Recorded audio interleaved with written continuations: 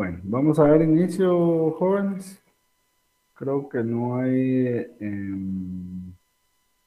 ninguna duda.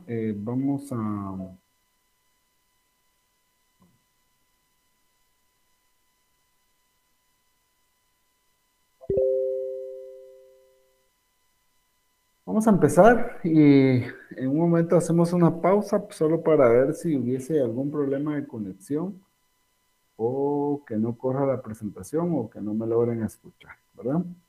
Así que muy buenas tardes nuevamente. Es un gusto compartir con ustedes este día domingo. El curso es Edapología, ya vamos por la semana número 9 y el tema de hoy vamos a hablar de fertilidad de suelo, cómo se hacen enmiendas, vamos a ver sobre suelos salinos y suelos sódicos y vamos a hablar del manejo de los suelos salinos y sódicos. Entonces, para que estemos pues bastante metidos en el tema y podamos pues de alguna manera compartir esta información con ustedes. Ya saben, siempre si hay alguna duda o inquietud o algún inconveniente en lo que estamos viendo el día de hoy, ustedes únicamente me escriben ahí al correo y pues en las pausas que vamos haciendo, pues lo vamos platicar. Está, no está de más, pues, hacerles el recordatorio de que el curso de edafología cuenta con laboratorio presencial. Ustedes se pueden abocar a la página de la universidad, pueden hacerlo también al número 4489-6121. Pueden mandar un correo a laboratoriosintensivos@usrural.edu.gt y también obtener información con la secretaria de su sede. Eso es importante, ¿verdad? Tomar en cuenta este laboratorio y que puedan asistir. El objetivo de la clase del día de hoy es identificar las condiciones de fertilidad de un suelo y su manejo, ¿verdad? Entonces, ¿qué queremos, verdad? Que ustedes al final de cuentas entiendan cuándo un suelo está fértil, qué es fertilidad, cómo se puede lograr la fertilidad, cómo se pierde la fertilidad, entonces, y qué manejos le podemos dar en los momentos que tengamos algunos inconvenientes, ¿verdad? Pasado esto, pues, como les digo, vamos a dar inicio. Quiero ver únicamente si hay alguna inquietud de parte de ustedes, pues no la hay, así que le damos continuidad a la clase. Entonces les decía yo que el tema que vamos a ver es la fertilidad. Vamos a leer algunos conceptos de fertilidad y vamos para ir como ampliando este tema, ya que hemos venido platicando en las últimas semanas sobre, bueno, pues con esto obtenemos fertilidad, con esto perdemos fertilidad, pues entonces, ¿qué es fertilidad? Es la capacidad que tiene el terreno para sustentar el crecimiento de las plantas y optimizar el rendimiento de los cultivos.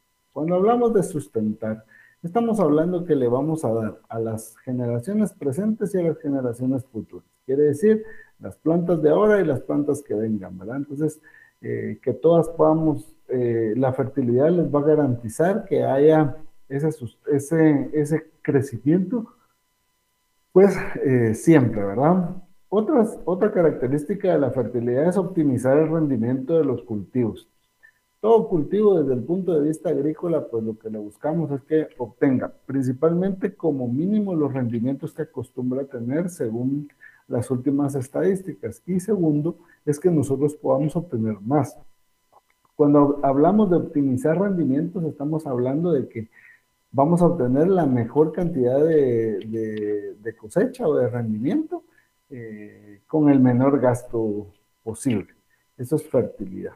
Bueno, ¿cómo se puede potenciar la fertilidad o cómo podemos llevar al máximo la fertilidad o, como decía el párrafo anterior, optimizar el rendimiento? Pues lo podemos hacer con la implementación de fertilizantes orgánicos o fertilizantes inorgánicos que nutran el suelo. Entonces, básicamente nosotros estamos diciendo que la fertilidad está muy estrechamente relacionada con la nutrición en el suelo o los nutrientes que estén disponibles para la planta. La gestión integrada de la fertilidad del suelo tienen como finalidad maximizar la eficacia del uso agronómico de los nutrientes y mejorar la productividad de los cultivos. Entonces esto se refiere mucho al primer párrafo, ¿verdad? Que quiere decir que vamos a tratar de obtener, ¿verdad? Que los nutrientes, ¿verdad? Sean explotados de la mejor manera, ¿verdad? Y que entreguen los resultados esperados, ¿verdad? Es decir, mejorar la productividad en cada uno de los cultivos, ¿verdad? Entonces, ¿qué tenemos que hacer para mejorar esa fertilidad? Pues podemos incorporar cultivos de protección para agregar materia orgánica, ¿verdad? Mejorar la estructura del suelo, ¿verdad? Promover un suelo sano y fértil, ¿verdad? ¿Cómo vamos a hacer eso? Pues utilizando abono verde, cultivando leguminosas que fijan el nitrógeno a través del aire y del proceso de fijación biológica del nitrógeno. Si hacemos esto anterior, pues nos podría llevar a decir que vamos a aplicar microdosis, es decir, muy pequeñas dosis de fertilizante para reponer las pérdidas que se producen mediante la absorción de las plantas y otros procesos. Vamos a empezar entonces a entender que lo que nosotros necesitamos para producir una planta es que cada uno de los nutrientes, por ejemplo, tenga como imaginar un vaso lleno. Todos los vasos están llenos, ¿verdad? Para poder nutrir a la planta. Entonces resulta que en el suelo, pues en algunos casos, no todos los nutrientes están con vaso lleno, sino que eh, algunos pues son carentes en diferentes aspectos. Y lo que vamos a obtener, ¿verdad? Es que si nosotros hacemos todas estas actividades de incorporar cultivos de protección o fijadores del nitrógeno, etcétera, o material orgánico, vamos a generar que las dosis de fertilizantes sean menos porque la recuperación se está dando a través de esas eh, actividades. No perder nutrientes tampoco por lixiviación, ¿verdad? Ya que son importantes tenerlos ahí. Entonces, si los perdemos por lixiviación, es decir, por la lluvia, eso nos puede provocar falta de nutrientes, ¿verdad?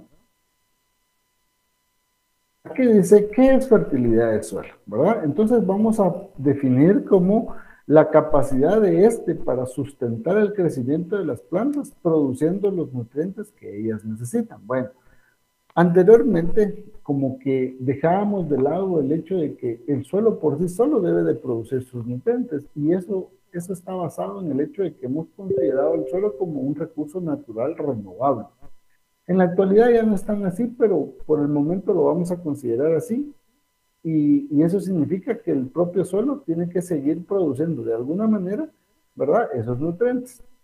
¿Cómo se hace? Pues eso ya lo hemos visto en las clases anteriores, ¿verdad? Cómo el suelo por sí solo va aportando sus propios nutrientes, ¿verdad? ¿De qué depende la fertilidad del suelo? Pues depende de tres factores básicos, el físico, el químico y el biológico. Si recordamos, ya vimos toda la parte física del suelo, estamos viendo el final de la parte química del suelo y más adelante vamos a ver la parte biológica. Y ahí ya tenemos los tres factores básicos para determinar fertilidad. El uso adecuado o el uso adecuado de técnicas para fertilidad del suelo es uno de los grandes objetivos de cualquier agricultor, derivado de que nosotros tenemos un cultivo y siempre queremos que las técnicas que nosotros vayamos a utilizar sean las mejores, a raíz de que eso nos dé como resultado mejores rendimientos, o sea, mejores cosechas, ¿verdad? Entonces, y si nosotros tenemos buenos rendimientos, buena cosecha, buen rendimiento, buena venta, vamos a tener mejores ingresos, ¿verdad? En ese orden lo vamos. Los tipos de fertilidad de suelos, ¿verdad? Ya decíamos que tenemos la fertilidad física, la fertilidad química y la fertilidad biológica. La fertilidad física se consideran los componentes físicos como rocas, minerales, partículas de ellos que con el tiempo fueron haciéndose más pequeños y otros elementos como arcilla o limo. Todos estos determinan la composición, es decir, la textura, ¿verdad? Aunado a esto tenemos el clima, la topografía y otros organismos vivos que ocasionan, ¿verdad?, que se genere toda la parte de la fertilidad física del suelo. La fertilidad química, ¿verdad? Estamos hablando del pH, estamos hablando de la capacidad de intercambio catiónico, eh, de los mismos nutrientes del agua, ¿verdad? Que básicamente todos dependen, como lo hemos visto, de la condición en la que se encuentre el pH en el suelo. Están los tres elementos más importantes desde la química del suelo: el nitrógeno, que otorga vigor a las hojas y favorece el crecimiento de la planta; el fósforo, que es beneficioso para el sistema radicular, el desarrollo de los brotes y las semillas; el potasio fortalece el metabolismo de la planta y ayuda a generar resistencia a los patógenos.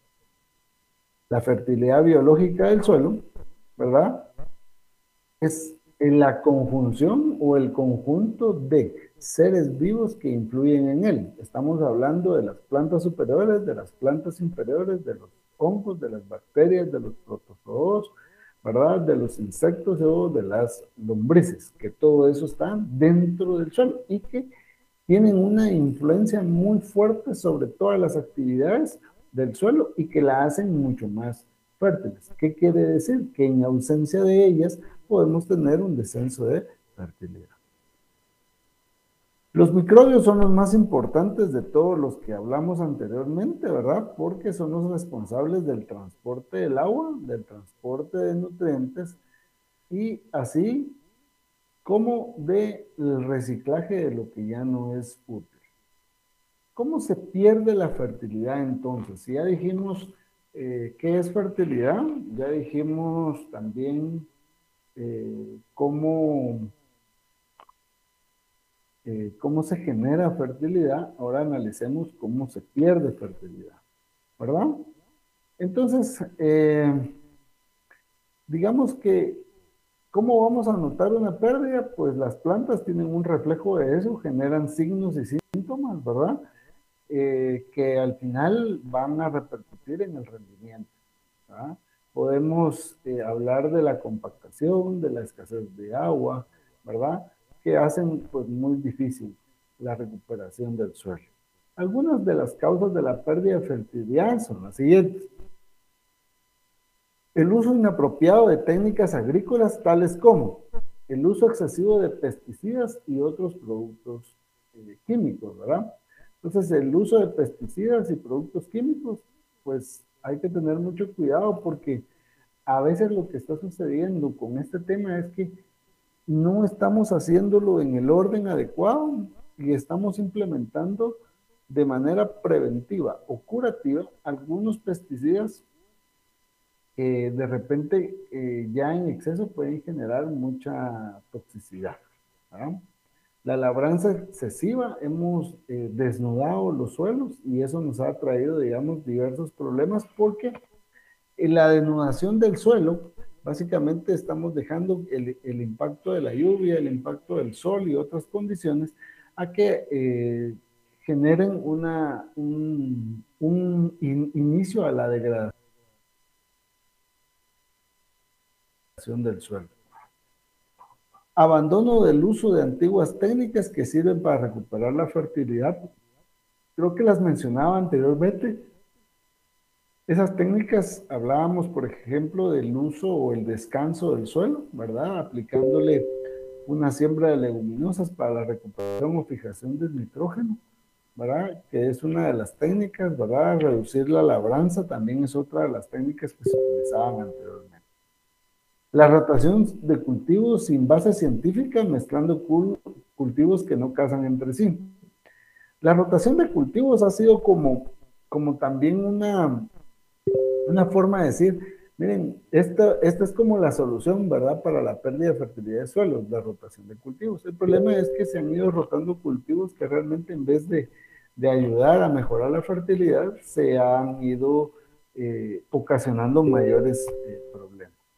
Malas prácticas en el uso del agua, digamos, a veces regamos mucho o a veces regamos muy poco, ¿verdad?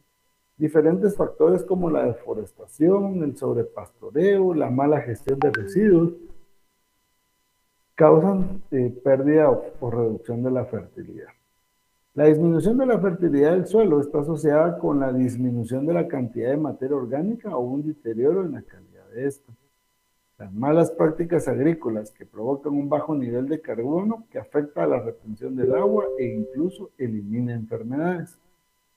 El deterioro físico, químico y biológico provoca una baja fertilidad del suelo, haciendo que los nutrientes no sean aprovechados en su totalidad. Factores ajenos a la agricultura como inundaciones o terremotos tienen su impacto en la fertilidad. Entonces, todas estas acciones que acabo de mencionar, pues nos ayudan mucho, mucho para generar pérdida de fertilidad de suelo. Creo que algunas, por ejemplo, de manera contraria o de manera directa, podemos decir el no hacerlo, pues nos va a ayudar mucho para incrementar mi fertilidad o por lo menos no perderla. El problema está en que muchas de estas se hacen, pero se hacen de mala forma, ¿verdad? Y pues otras definitivamente que no se implementan. ¿Cómo puedo mantener la fertilidad del suelo? ¿Verdad?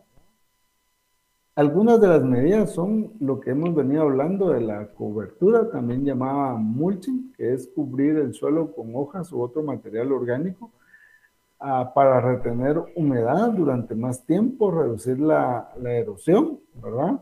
Entonces eso nos puede generar nutrientes y con ello pues la fertilidad del suelo. Uso de cultivos de cobertura, ¿verdad?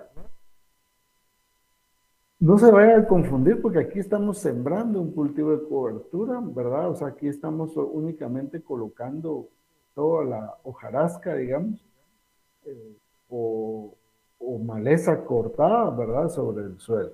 El uso de cultivos de cobertura, pues, hacen exactamente lo mismo que en el párrafo anterior, ¿verdad? Pero pues ya están sembrados dentro del suelo. A veces se puede pensar que están extrayendo nutrientes, sí lo hace, pero estos cultivos de cobertura les retornan mucho más de lo que se han llevado. El uso de materia orgánica, por ejemplo, es también otro factor importante que a veces cuando nos acostumbramos mucho al uso de agroquímicos, nos olvidamos de esta materia orgánica que puede ser muy importante. ¿Qué es la materia orgánica? En su mayoría es estiércol descompuesto, ¿verdad? Que puede tener diferentes orígenes, puede tener origen ovino, origen aviar, ¿verdad? Entonces, origen bovino, y que cada uno de ellos pues aporta diferentes nutrientes al suelo, ¿verdad? Minimización de la labranza, ¿verdad? Una labranza continua expone las capas inferiores, normalmente aquellas con humedad, haciendo que el agua se evapore y disminuya el nivel de humedad en el suelo. Además, también favorece una mayor erosión del terreno y por ende una menor fertilidad. Entonces, ahí es donde, por ejemplo, le digo de que más o menos habría que definir cuál sería la alternativa a labrar menos, porque la labranza básicamente sucede en la preparación del terreno. Entonces, si en algunos casos lo podemos evitar o digamos que pudiésemos sembrar sin labrar tanto, nos ayudaría mucho para mantener la fertilidad del suelo, ¿verdad? Y aquí lo aclaro en el último párrafo, dice, al labrar lo menos posible, la materia orgánica existente puede descomponerse y aportar nutrientes. Siempre, esto ustedes lo pueden ver como algo contrario a lo que cualquiera les diga, mire, hay que pasar la labranza, hay que limpiar el terreno, hay que hacer camellones o hacer camas, surcos, etcétera, ¿verdad? Pero a veces el exceso de eso nos hace que los nutrientes no tengan el tiempo, ¿verdad?, para poderse generar, lo cual se hace a través de la descomposición de la materia orgánica. Análisis de suelo. Es importante realmente realizar un análisis de suelo. Siempre para nosotros en las ciencias agrícolas el análisis de suelo ya está pasando desapercibido, principalmente porque cada uno de nosotros o muchos profesionales en este ramo lo que hacen es ya tener como las recetas para cada cultivo, es decir, yo le aplico esto a los 10 días, esto a los 20 días, ya están como las recetas hechas, ¿verdad? Y eso hay que tener cuidado porque estamos dejando de lado el análisis de suelo y que el análisis del suelo únicamente nos indica qué hay en el suelo y si yo voy a aplicar mi cultivo, voy a implementar mi cultivo, ver si ese mi cultivo realmente necesita lo que hay en el suelo. Eso es un análisis de suelos, yo sé que son bastante trabajosos porque hay que hacer tomar datos en el campo y de ahí enviarlo a un laboratorio.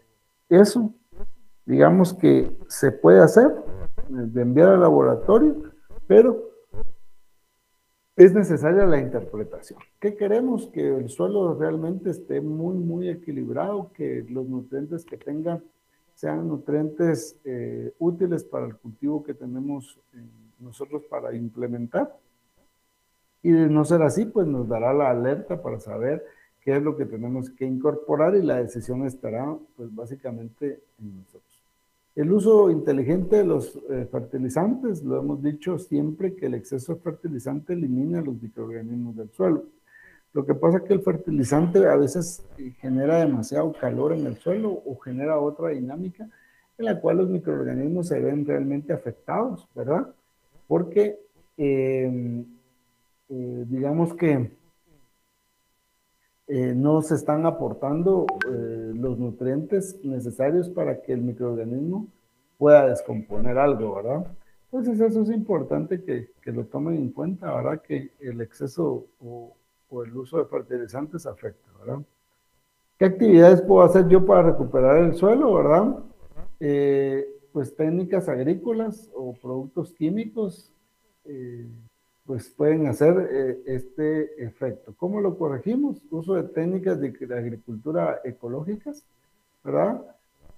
Por ejemplo, la aplicación de abonos verdes, cultivos de cobertura, 100% de abono orgánico y la rotación de cultivos.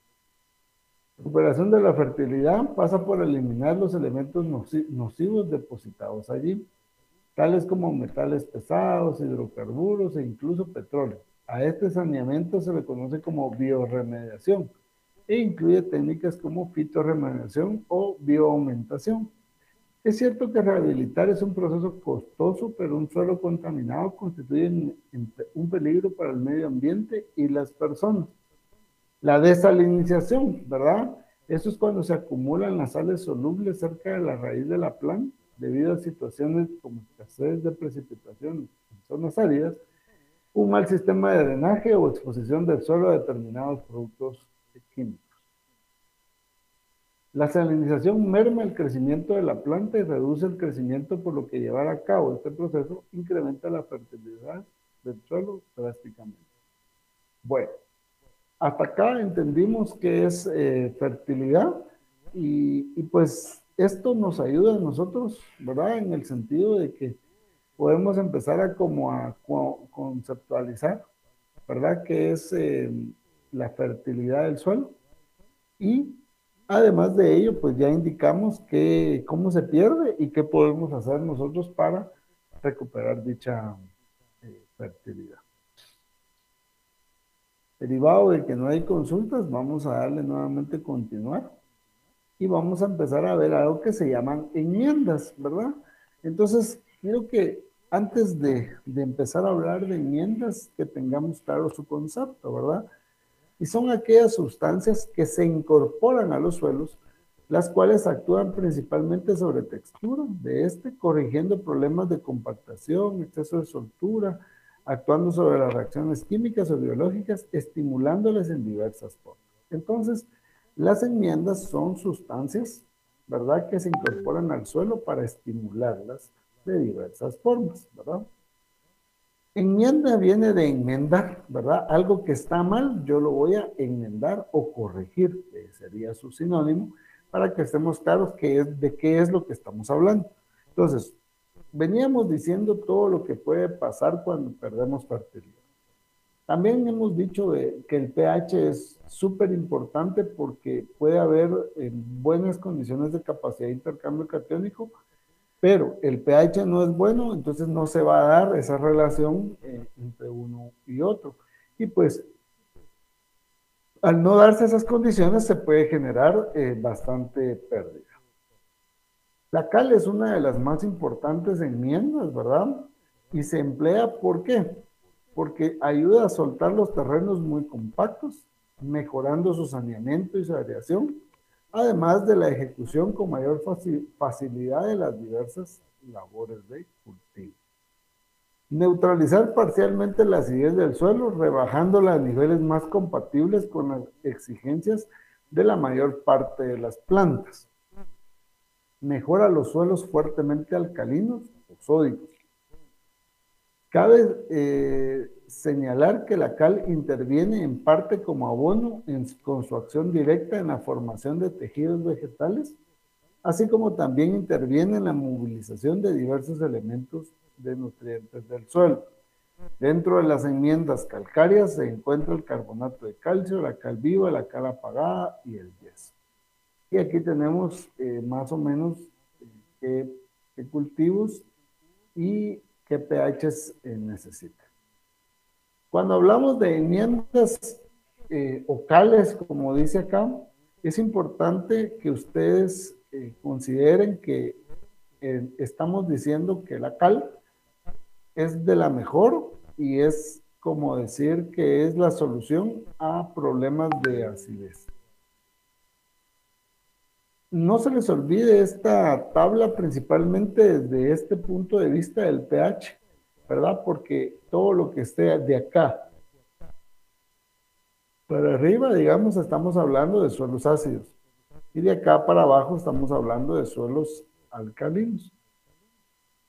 Entonces, no siempre los suelos van a estar enfocados, digamos, en un pH neutro o cercano a neutro. Entonces, dependiendo en qué rango se encuentre ese pH, van a nacer las necesidades de poder trabajar. Si se dan cuenta, aquí dice todos los cultivos, ¿verdad? De 6.75 a 7.25, ¿verdad? Todos los cultivos excepto leguminosas calcícolas, ¿verdad? También, o sea, yo quiero que entiendan lo importante que es el pH en este caso. ¿Cuáles son las enmiendas? Vamos a empezar a hablar de la cal viva. Es la misma piedra caliza calcinada o quemada en hornos. Es un óxido de calcio que contiene alrededor del 70% de calcio. Entonces, nosotros ya sabemos que cada vez que nosotros tengamos un quintal de cal viva, sabemos que tiene una efectividad del 70%, ¿verdad? Se pulveriza, se recomienda usarla solamente cuando se pueda asegurar una mezcla completa con el suelo. Voy a dejar claro que mezcla completa con el suelo se refiere a poderle dar un volteo o revolverla la cal con el suelo, a eso le llamamos, ¿verdad? Si no, pues puede afectar la semilla por el calor en un material de difícil manejo y muy quemante al entrar en contacto con la piel. La cal apagada también es conocida como cal hidratada. Se obtiene al tratar la cal viva con agua. Es menos fuerte que la cal viva y se vende como un polvo blanco, difícil y desagradable, similar a la cal viva. Es un material que reacciona rápidamente, por lo cual se debe incorporar muy bien al suelo, por lo menos 20 a 30 días antes de la siembra. La cal agrícola, de su forma natural, se encuentra como carbonato de calcio y tiene una concentración aproximada del 40% de calcio. Cal dolomítica, es una mezcla de carbonatos de calcio y de magnesio en diferentes proporciones. Esta cal es la más recomendada para corregir los suelos ácidos deficientes de calcio y magnesio, porque además de neutralizar la acidez del suelo, permite mantener la relación entre estos dos elementos alrededor de 3, que es la más indicada para la mayoría de los cultivos, es decir, 3 partes de calcio por una de magnesio. Criterios a tomar en cuenta. El cultivo a sembrar, ¿verdad? Las plantas presentan grandes diferencias en cuanto a su tolerancia a la acidez del suelo. Entonces, lo primero que tenemos que pensar antes de hacer una enmienda es saber qué cultivos se pretenden establecer en el lugar. Después tenemos que ver cómo están las concentraciones de aluminio, de hierro y manganeso en el suelo. buscando neutralizar sus posibilidades de efectos tóxicos que en elevar el pH. Entonces, lo que sucede es que el manganeso, el hierro y el aluminio generan toxicidad. Entonces, hay que saber cuánto es la concentración en la que nuestra relación carbono-magnesio debe mantenerse cercana a 3 a 1. Ahora vamos a hacer un cálculo. ¿Por qué? Porque necesitamos saber cuánto de cal necesitamos nosotros incorporar. Bueno, la fórmula dice que es las toneladas de material encalante por hectárea, ¿verdad? Que es esta parte de acá. Esto es una T. Perdón. La T, que significa toneladas de material encalante por hectárea. Acá dejamos la abreviatura de hectáreas, que es igual a 10.000 metros cuadrados, la T de toneladas, que es igual a una tonelada, es igual a 20 quintales, ¿verdad? Y vemos la fórmula. La fórmula dice que es igual a 2 por el porcentaje de saturación de acidez menos el RAS por la CICE partido 100. La RAS, la CICE, ¿verdad? Y yo creo que ahí estaríamos.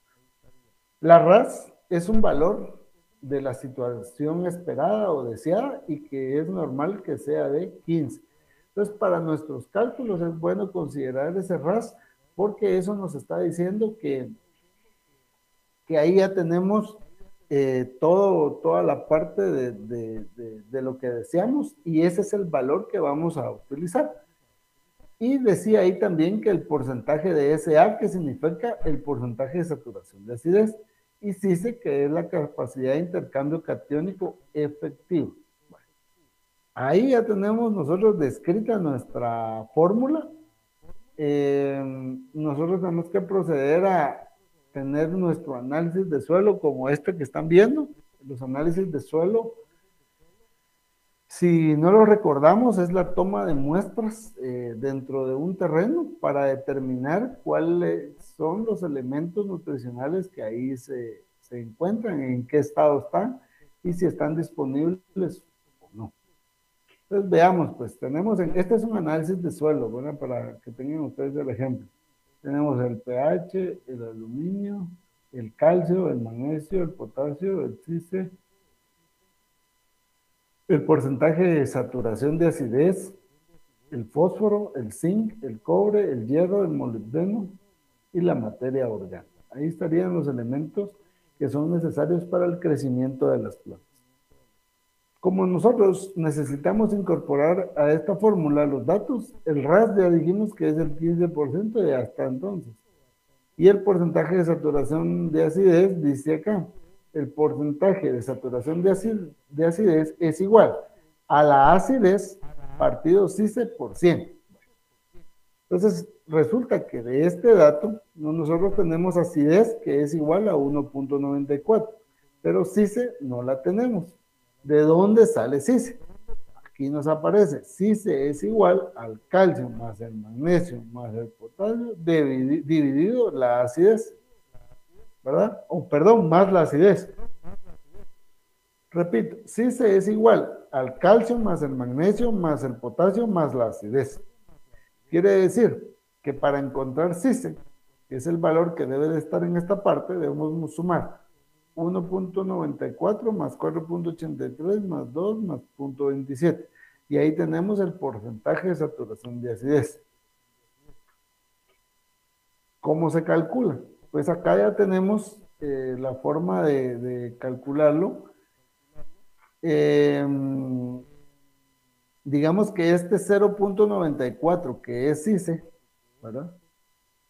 Este 0.94 es CICE, viene de sumar este, más este, más este, más este, ¿verdad? Ahí ya tenemos nosotros la capacidad de intercambio catiónico efectivo. Estamos por debajo de la cantidad en rectoría, pero porque no entra, ¿verdad? Ahora, veamos pues. Este es el dato de esta CICE. Nos hace falta este que está aquí es el RAS que hablamos del 15%, ¿verdad? Y este dato que está aquí es el que vamos a obtener de esta fórmula, que decía es el porcentaje de saturación de acidez es igual a la acidez dividido las bases más la acidez. Bueno, entonces aquí tenemos la acidez, ya habíamos dicho que la acidez es de 1.94. Las bases es la suma de más este, ¿sí? ¿Verdad? Más nuevamente la acidez. Y ahí ya tenemos el porcentaje de saturación de bases. Nos dio que el 1.94 que aparece acá es la acidez y sumamos 4.83 más 2 más 0.27 más 1.94. Entonces ahí ya tenemos lo que nos pide la fórmula, la,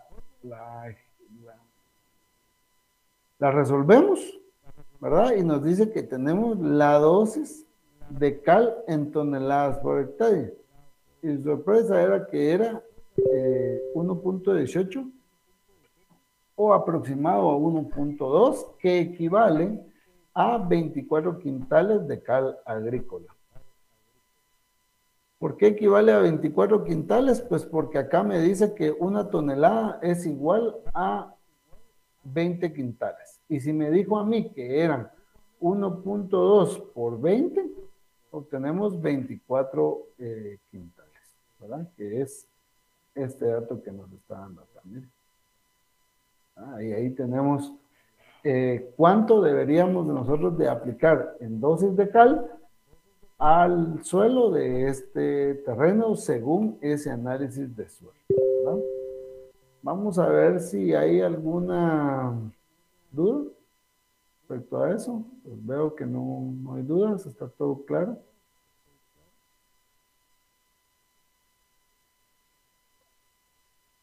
Entonces le damos continuidad, ¿verdad?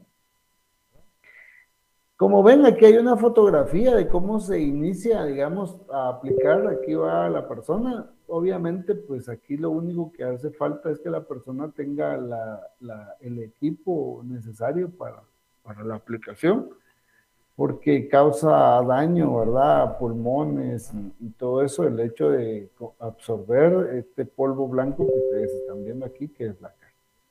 Bueno. Lo vamos aplicando, ¿verdad? Ya habíamos hablado que hay que incorporarlo al suelo, ¿verdad? Entre los primeros 15 o 20 centímetros de suelo, lo debemos de ir incorporando. Digamos que dice que para cultivos permanentes aplicar la cal en la banda donde se aplica el fertilizante. Para ello quiero yo recordarles que cuando nosotros aplicamos fertilizante, si el terreno es plano, pues hacemos una circunferencia alrededor de la planta, ¿verdad? Y determinamos hasta donde llega nuestro sistema de ramas, ¿verdad? Porque ahí es donde llega nuestro sistema radicular. Entonces, de igual manera, si se hace de media luna derivado de la pendiente, también pues, se debe tomar en cuenta eso. No se recomienda aplicar la cal con fertilizantes nitrogenados amoniacales, ¿verdad? O sea, es decir, mezclarlo, o sea, al mismo tiempo no es recomendable. Otro que es que la cal es poco soluble, ¿verdad? Soluble significa que se pueda diluir en el agua, ¿verdad? Que se acostumbra a aplicarla justo antes de las lluvias o regar después de aplicar, ¿verdad? Que es lo que va a servir para que se empiece a revolver con el suelo. Entonces, esas son las formas para poder trabajar el encalado. Entonces ahí tenemos todo lo que se refiere a enmiendas. Ahora vamos a ver qué son los suelos salinos y los suelos sódicos. ¿Qué es un suelo salino? Bueno, los suelos sódicos, ¿verdad? Vienen del sodio, ¿verdad? Porque tienen altos contenidos de sodio. Una característica es ver el suelo con costras blancas, como se ven en la imagen, ¿verdad? Para que tengamos una idea de cómo podrían ser esos suelos. Los suelos sódicos, ¿verdad? Tienen mucho contenido de cloruros de sodio, sulfito de sodio, sulfato de magnesio y forman una costra blanca. Presenta una conductividad eléctrica menor a los 4 decisiemens por metro. El PSI, que es el porcentaje de sodio intercambiable, es mayor a 15. y el pH del suelo es mayor a 8.5, ¿verdad? Entonces ahí tenemos la existencia del sodio. La salinidad de los suelos como agente contaminante. Los suelos salinos se encuentran de un modo natural en la naturaleza y se encuentran en equilibrio con su medio ambiente. Las sales como agentes contaminantes son el resultado de un mal uso por parte del hombre en la inmensa mayoría de los casos con consecuencia del regadío. La concentración de sales confiere al suelo unas propiedades muy particulares con efectos muy nocivos para los cultivos. Ahora, nosotros hablamos de suelos sódicos y suelos salinos. ¿En qué momento es el catión predominante? ¿Es el calcio? Pues las sales solubles son muy abundantes en el suelo. El perfil se encuentra muy poco diferenciado, pero su estructura tiende a ser estable como resultado de la acción floculante del calcio. Es decir, por ejemplo, que el calcio cuando está presente en el suelo flocula, ¿verdad? Quiere decir que se van uniendo diferentes partículas de la misma cal, ¿verdad? Y se van quedando como una especie de gelatina, ¿verdad? Únicamente que si al meterlas al agua, pues flotan. La alta presión osmótica de la solución del suelo es la responsable de la baja productividad. A estos suelos se denomina suelos salinos o suelos alomorfos. Entonces, separemos, el suelo salino es básicamente calcio, ¿verdad? Exceso de calcio.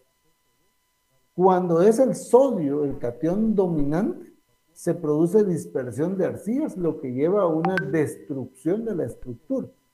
Por otra parte, la hidrólisis de las arcillas sódicas conduce a la alcalinización del perfil y esta provoca intensa alteración mineral. El perfil queda bien diferenciado desde el punto de vista morfológico. A estos se les llama suelos sódicos o en ocasiones alcalinos. En los suelos salinos predominan los cloruros, los sulfatos de calcio y magnesio y en menor medida de sodio, mientras que en los sódicos son los carbonatos y bicarbonatos sódicos los que predominan. La solubilidad de las sales y por tanto su estado y movilidad está muy influenciada por la temperatura, aunque no mucho más que otras. Por ello, presentan un comportamiento muy dinámico, presentando importantes variaciones estacionales. Unas determinadas sales se encontrarán precipitadas en invierno y solubles en verano. Además, la composición de la disolución del suelo será distinta en la estación fría que en la estación cálida. Ahora vamos a ver qué efectos tiene la salinidad o sodicidad sobre el suelo y las plantas. El primer efecto es sobre las relaciones hídricas, es decir, cómo se relaciona agua, planta, suelo. Entonces, se genera, el primer efecto es el estrés hídrico. Ese es el primer efecto. Es decir, el estrés hídrico significa que la planta no puede extraer agua del suelo, ¿verdad? Derivado de las altas concentraciones de sales, ¿verdad? En el suelo. ¿Qué quiere decir? Que a mayor concentración de sales, menor la extracción del agua del suelo por la planta. No vayamos a confundir, digamos, el estrés hídrico con la falta de agua. Agua sí puede haber, lo que pasa es que no está disponible. La piel de la raíz actúa como una membrana semipermeable que en condiciones normales deja entrar el agua del suelo. El agua pasa del medio más concentrado hacia el menos para tratar de buscar un equilibrio. Nosotros tenemos dos momentos. Esta es mi raíz, ¿verdad? Y esta está en una solución de concentración más baja. Y esta, que es el suelo, ¿verdad? Que tiene contenido agua y sales, esta tiene una mayor concentración. Lo que sucede es que para mantener el sistema equilibrado, esta planta a través de la raíz va a absorber agua del suelo. Esa es una función normal a la cual le llamamos ósmosis, ¿verdad? Que son soluciones isotónicas. Pero en el suelo salino esto no va a suceder de esa manera. ¿Por qué? como hay demasiada concentración, este es incapaz de absorber, o sea, la ósmosis no se relaciona, sino que puede darse algo conocido como plasmólisis, que es lo contrario, que la raíz, en vez de atraer agua, cede agua al suelo, o sea, se va deshaciendo de su cantidad de agua, ¿verdad? Entonces, en 1903, Schimper, ¿verdad?, plantea una teoría de la sequedad fisiológica, en la que se postula que en medios salinos, aunque exista una humedad elevada, las plantas sufren estrés hídrico, se secan y se acaban muriendo. Veámoslo en esta imagen. Miren, pues, si el suelo no es salino, podemos decir que el 50% del agua es útil para la planta y el 50% del agua no es utilizable. Si el suelo ya es moderadamente salino, se va reduciendo el agua útil y va incrementando el agua no utilizable. Si es extremadamente salino, disminuye al mínimo el agua útil y el agua no utilizable incrementa. Esas son las condiciones por las cuales, ¿verdad?, de alguna manera, pues no podemos nosotros dejar que esto suceda, porque vamos a tener problemas con las plantas. Y algo que se hace es de que cuando se tienen estas condiciones, a veces se sigue aplicando agua y eso no va a cambiar la condición de ninguna manera, ¿verdad? Por lo menos con agua moderada. Otra cosa que afecta es el balance energético, ¿verdad? Estas no son como teorías ya totalmente verificadas, pero están muy cercanas a ellos, ¿verdad? Y aquí habla de lo que se conoce como ajuste osmótico. Significa que, ¿se recuerdan que les dije anteriormente que la ósmosis ya no se da de manera correcta? Pues acá en el balance energético lo que nos dice Bernstein en 1961 hizo una investigación y habló del ajuste osmótico. Entonces, ¿qué pasa? Es que la planta presiona, ¿verdad?, al máximo la ósmosis y empieza a absorber el agua, ¿verdad? De todos modos, o sea, se adapta, su ósmosis es adaptable, ¿verdad? El problema que se da es que cuando genera esta adaptación para absorber el agua, automáticamente estamos gastando mucho más energía en la planta, ¿verdad? Y eso va a detener su crecimiento, ¿verdad?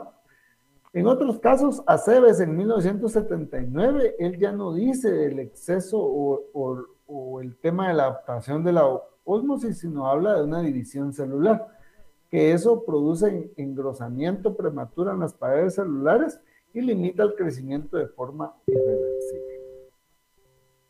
Nutrición, ¿cómo afecta la nutrición? En el aspecto nutricional se produce una serie de importantes modificaciones debido, por un lado, a las variaciones de pH, ¿verdad?, que afectan a la disponibilidad de los nutrientes, y por otro, a las interacciones ocasionadas por la presencia en exceso de determinados elementos. Por ejemplo, cloruros, nitratos, fosfatos, calcio, sodio, potasio. La dominancia del calcio provoca antagonismos, entre otros, sobre el potasio, magnesio, hierro, boro y zinc, que no se podrían o que no son asimilables en ese momento en que las sales están aumentadas, ¿verdad? Pero el potasio con hierro y magnesio con fósforo, pues sí se podrían extraer.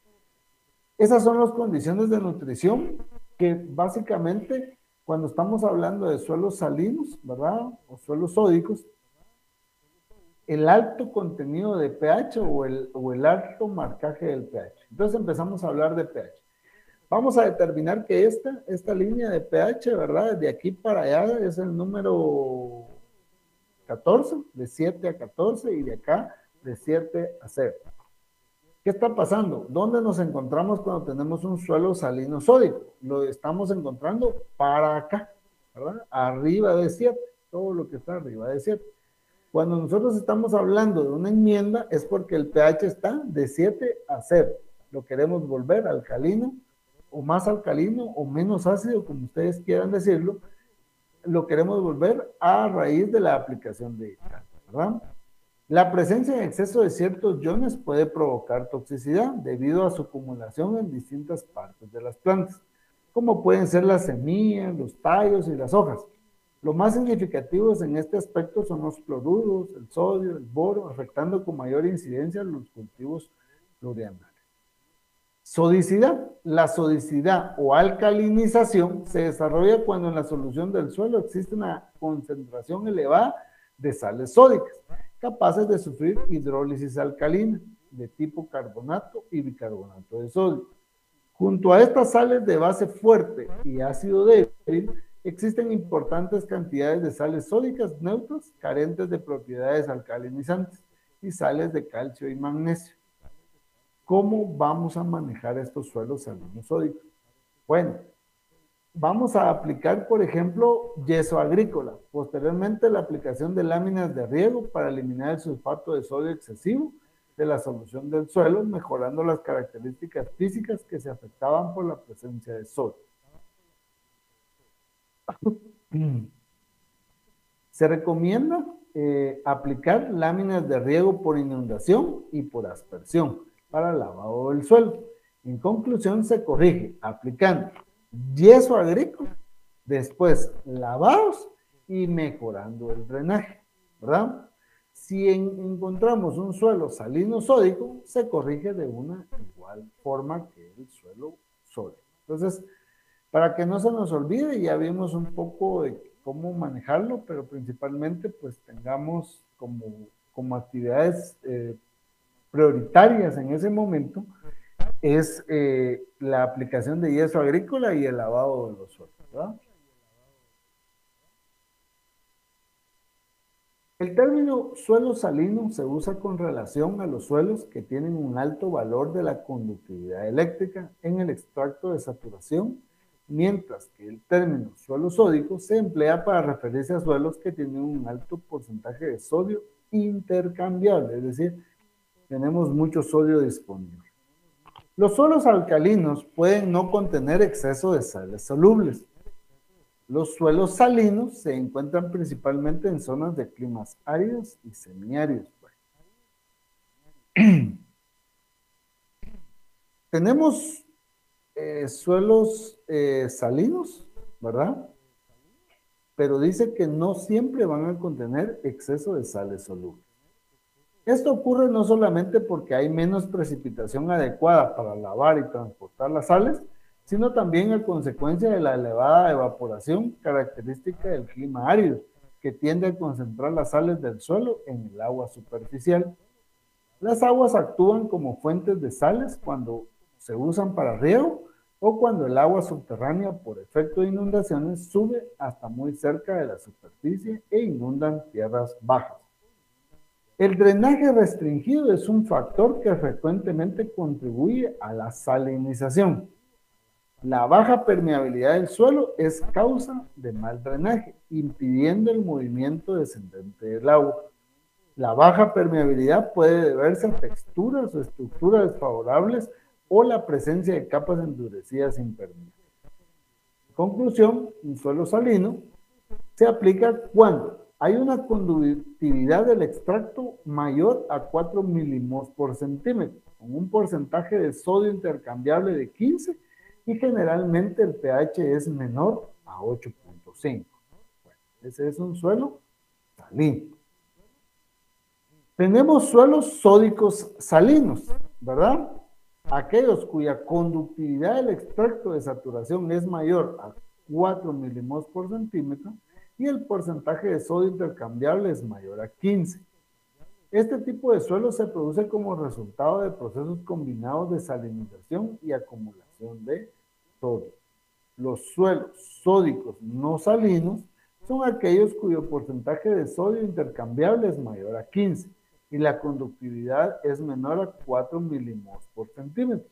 El pH varía entre 8.5 y 10. Corresponden a los suelos llamados alcalinegros. Entonces, tenemos tres condiciones en las cuales se va a presentar este tema: suelos salinos, suelos sódicos salinos y suelos sódicos no salinos. Origen de los suelos salinos y sódicos. ¿De dónde vienen estos suelos salinos y sódicos? ¿De dónde creemos nosotros que que tengamos estas causas son a través del material original. Cuando hablamos de material original, estamos hablando del mineral o de la roca, de dónde proviene este suelo, de las sales disueltas en las aguas de escorrentía, ¿verdad? Todo lo que viene atrayendo la escorrentía, pues puede traer sales, ¿verdad? Y que se suman a las que ya existentes. Sales a partir de mantos freáticos o suficientemente superficiales que pueden afectar las condiciones del suelo. Contaminación de origen eólico, contacto con zonas costeras, descomposición de residuos de plantas, agricultura, riego, suelos en costas bajas, abuso de fertilizantes y la actividad industrial. Entonces, de todo esto es donde pueden venir los suelos salinos y suelos sólidos. Manejo de suelos salinos y sódicos. O sea, ¿cómo le vamos a entrar a esto? Lavado de sales del perfil del suelo. Mantener altos contenidos de agua en zonas radiculares. Seleccionar variedades de cultivos tolerantes a sales. Implementación del drenaje superficial o subterráneo. Cambiar el método de riego. Ajustar las técnicas de siembra en varios sistemas de cultivos. Utilización del mulch artificial en peladeras. Vamos a ver cómo se da entonces. Hablamos de cómo eliminar las sales solubles, pues dice que regando mucho, ¿verdad? De manera abundante, hasta por inundación se puede hacer, ¿verdad? Para que se vayan a los mantos freáticos, ¿verdad? Que se vayan lixiviando todo, ¿verdad? Le aplicamos agua y todas las sales van a ir bajando, ¿verdad? Dice que para los cloruros sódicos el lavado es relativamente en suelos con yeso, en los que el calcio es que se libera no permite que el sodio pase a forma intercambiable. Altos contenidos de agua en zonas radiculares, ¿verdad? Se han implementado técnicas en el manejo de suelos salinos y sódicos a aflojar el suelo para revertir la compactación existente posibilitar que el agua ingrese. ¿Cómo? Pues a través de la rastra, ¿verdad? Darle un volteo al suelo más allá de los 20 centímetros, ¿verdad?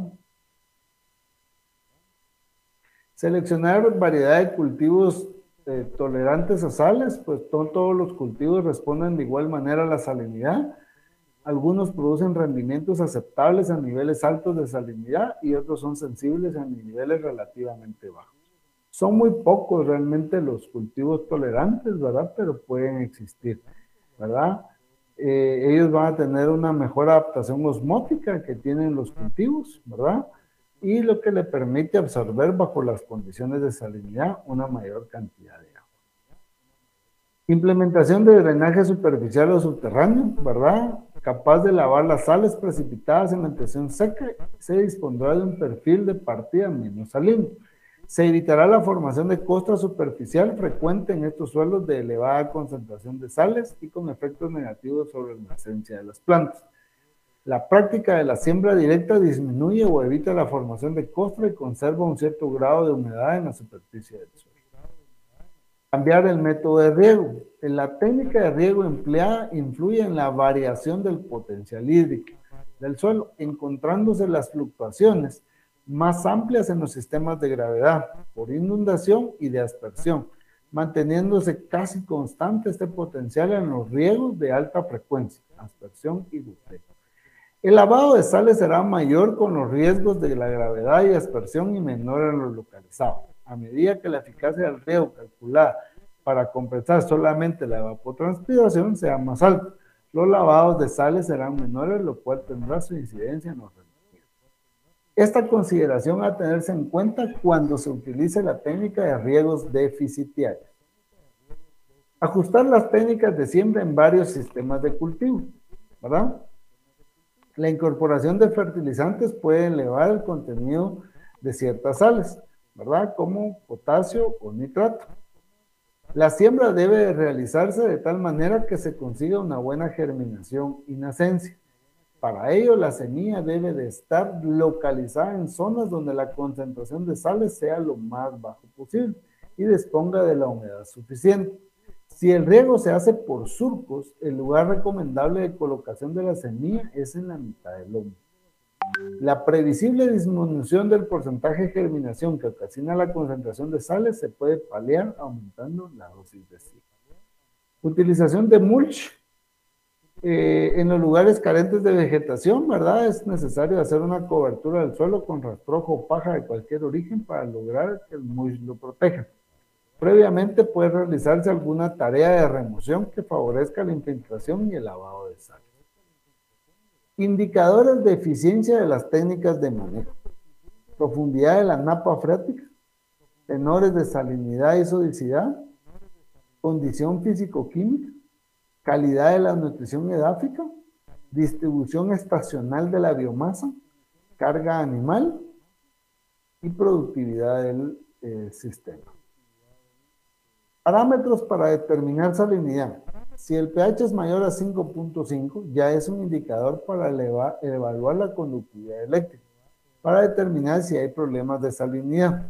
Si la conductividad eléctrica es mayor que 1, tenemos problemas de salinidad.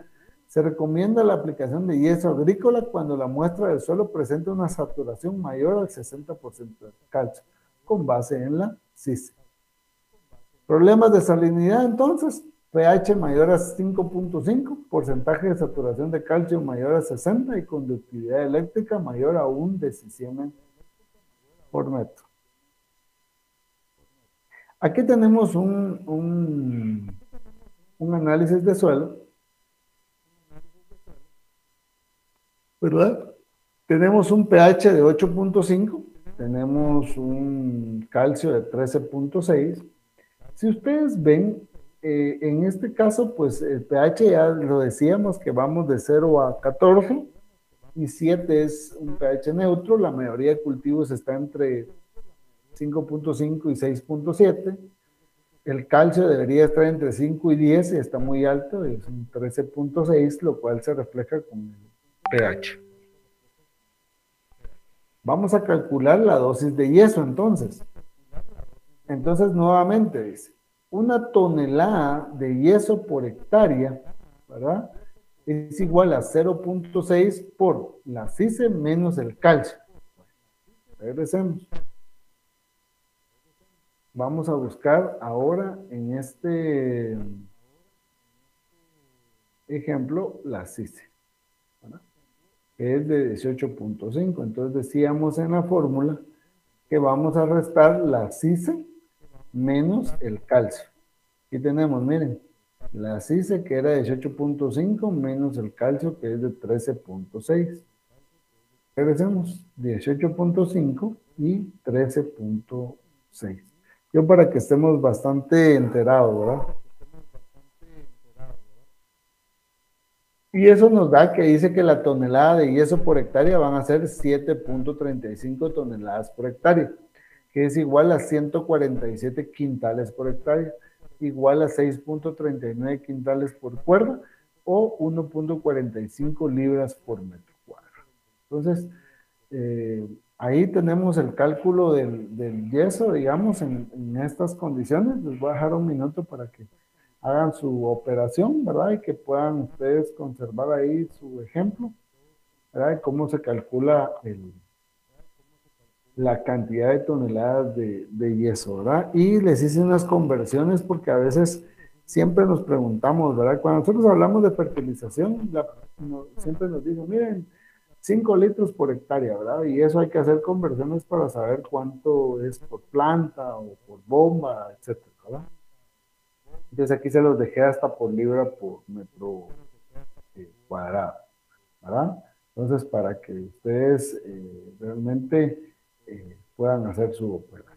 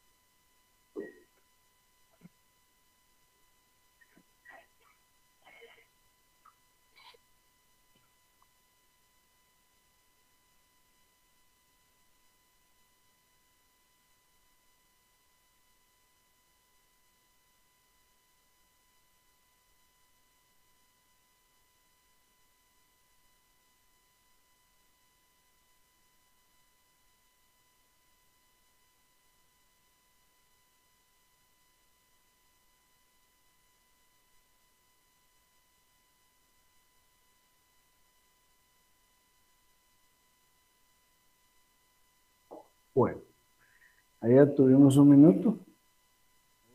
Conclusiones con respecto a lo que vimos el día de hoy, ¿verdad? La productividad de muchas fincas son afectadas por la salinidad y alcalinidad de los suelos. Los procesos de salinización y solidificación siguen avanzando a medida que transcurre el tiempo, disminuyendo cada vez más los rendimientos de los cultivos, lo que afecta a la economía de los agricultores y por ende del país. Los problemas de suelos salinos y sódicos se pueden presentar todos los años en periodos de escasez de lluvia y durante las sequías prolongadas en que el problema es más serio, causando reducción considerable en la producción agrícola. Existen distintas técnicas disponibles para recuperar o rehabilitar suelos salinos y sódicos. Estas técnicas difieren en cuanto a su grado de efectividad y deben de ser puestas a prueba en cada situación. Hay que hacer un paréntesis porque a veces cuando a alguien le funcionó una actividad en un terreno, siempre decimos, bueno, entonces lo mismo me va a afectar a mí o lo mismo me va a aportar a mí como solución y hay que realmente ir evaluando cada actividad dependiendo del terreno del que estemos tratando. Entre las más importantes se destacan el lavado de sales, el uso de cultivos tolerantes a las sales, cambiar el método de riego, entre otros. Los indicadores de eficiencia de las técnicas de manejo de suelos salinos y sódicos determinan la mejora de los suelos al paso del tiempo. Entre ellos figura la profundidad de la napa, la exposición físico-química, la estabilidad estructural, la productividad del sistema, ¿no? Entonces ahí estamos por el día de hoy. Voy a dejarles